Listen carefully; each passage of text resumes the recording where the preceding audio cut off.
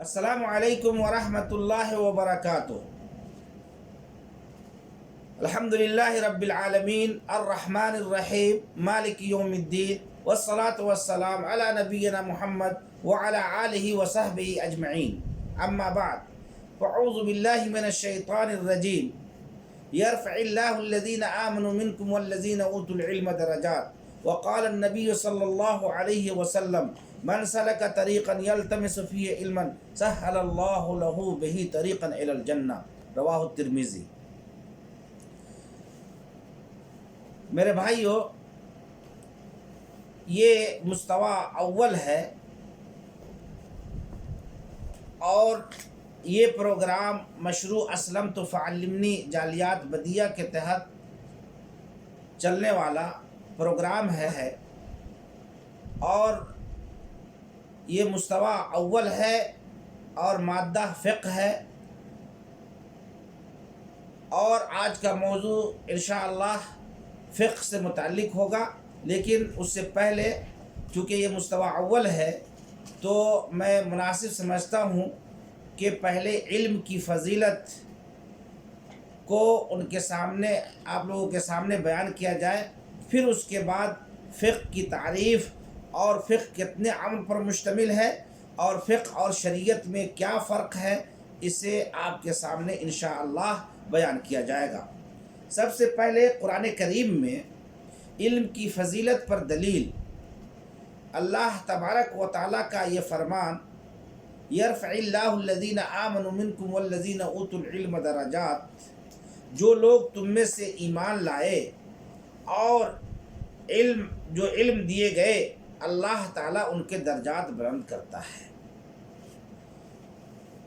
دو چیزیں یہاں بیان کی گئی ہیں، پہلی چیز ایمان اور دوسری چیز علم۔ ایمان ایک قیمتی دولت ہے،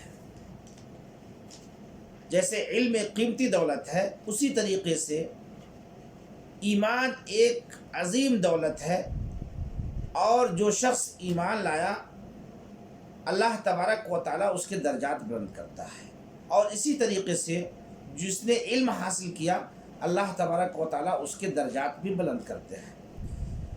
علم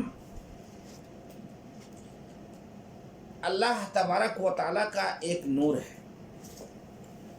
انسان علم کے ذریعے پوری زندگی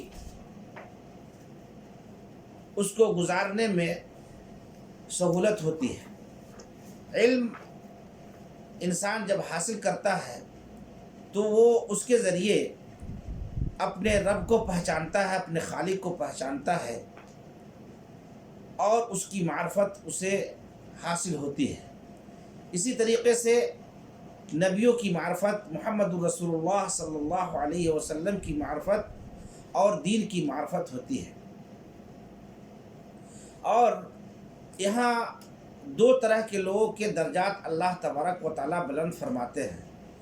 پہلی چیز ایمان ہے، جیسا کہ اللہ تبارک و تعالیٰ نے قرآن کریم میں مختلف مقامات پر علم کی فضیلت کو مختلف طریقے سے بیان کیا ہے۔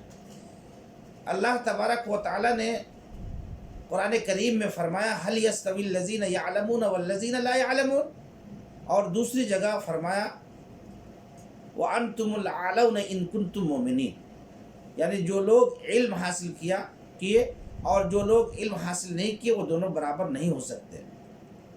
ایک جاننے والا شخص اور ایک نہ جاننے والا شخص کبھی بھی برابر نہیں ہو سکتے۔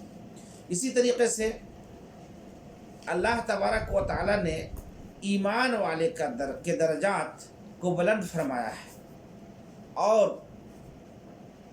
ایمان کے ساتھ ساتھ اگر اس نے علم حاصل کیا، دین کی کو سیکھا، تو اللہ تبارک و تعالیٰ ایک تو ایمان کی وجہ سے اور دوسرا علم کی وجہ سے اس کے درجات بلند فرماتا ہے، اور اس علم کے ذریعے جنت میں جانے کا راستہ بھی آسان ہو جاتا ہے، جیسا کہ اللہ کے رسول صلی اللہ علیہ وسلم نے اس ترمذی کی روایت میں آپ صلی اللہ علیہ وسلم نے فرمایا من سلک طریقا یلتمس فیہ علما سہل اللہ لہ بہ طریقا الی الجنہ.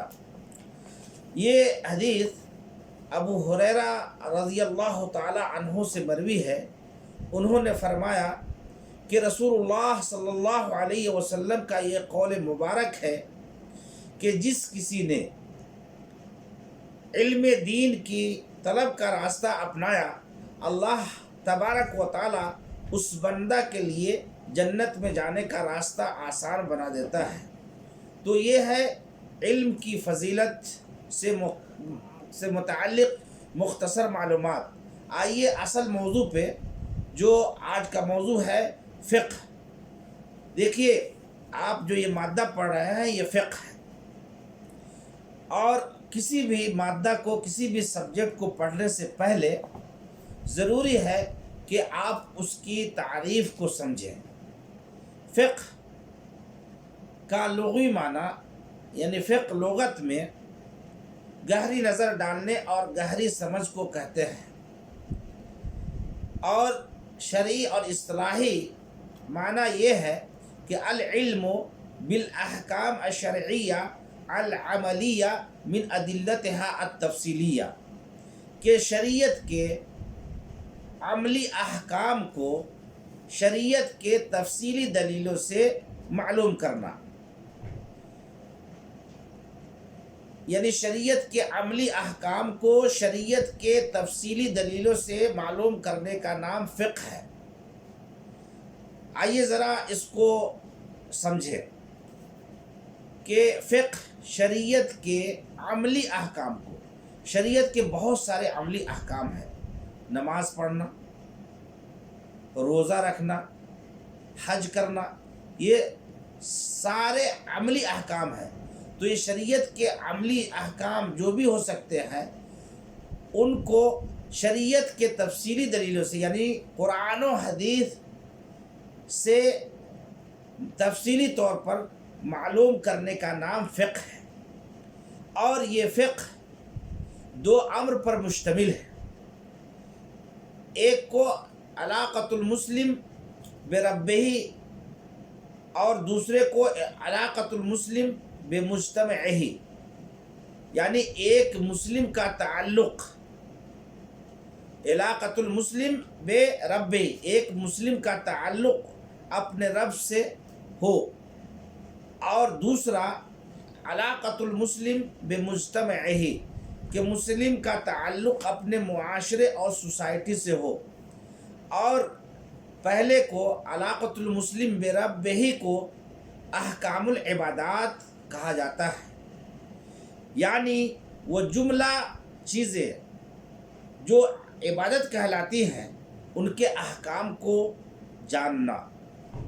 اور دوسری چیز یہ کہ دوسرا امر یہ کہ علاقۃ المسلم بمجتمعہ، یعنی مسلم کا تعلق اپنے معاشرے اور سوسائٹی سے کیسا ہو، جسے احکام المعاملات کہتے ہیں. یعنی وہ جملہ امور جو معاشرے اور سوسائٹی میں پیش آتے ہیں، جیسے کہ لین دین، تجارت، شادی بیاہ، ان تمام کے احکام کو جاننا، اس کو احکام المعاملات کہا جاتا ہے. اور اس مذکورہ بالا تعریف سے یہ بات صاف اور واضح ہو کر کے سامنے آ گئی کہ فقہ جہاں نظام روحی ہے، یعنی بندے کا تعلق اپنے رب کے ساتھ ہو، وہیں ساتھ ہی ساتھ نظام مدنی بھی ہے، یعنی ایک انسان کا دوسرے انسان کے ساتھ معاملہ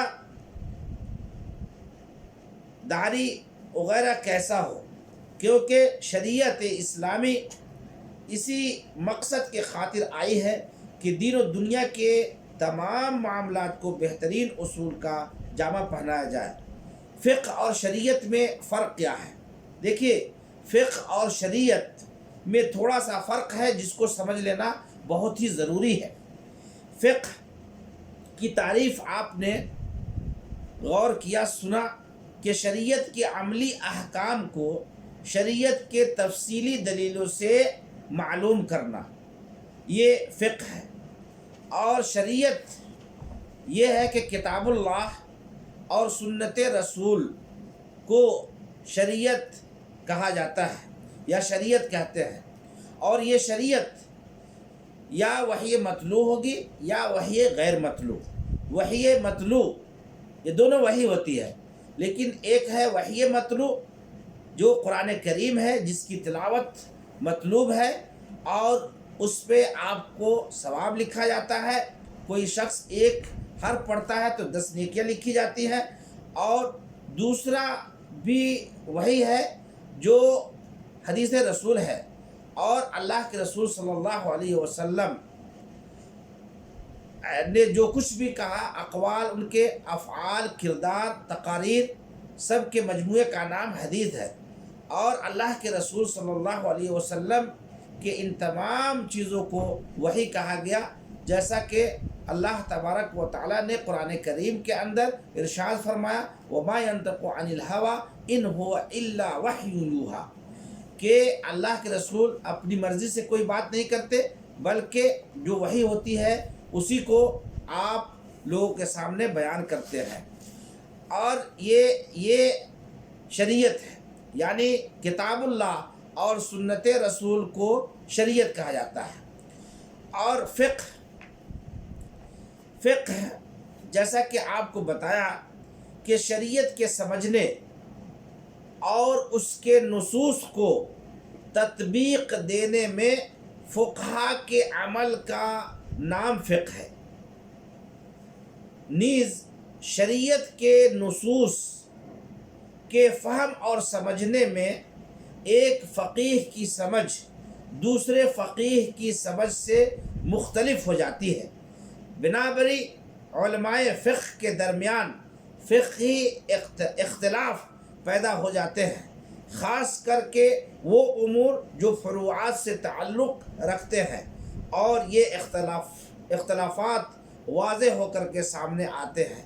یہ ہے فقہ اور شریعت میں فرق، اور اس کا سمجھنا ہمارے لیے بہت ہی ضروری ہے کہ فقہ کیا ہے اور شریعت کیا ہے۔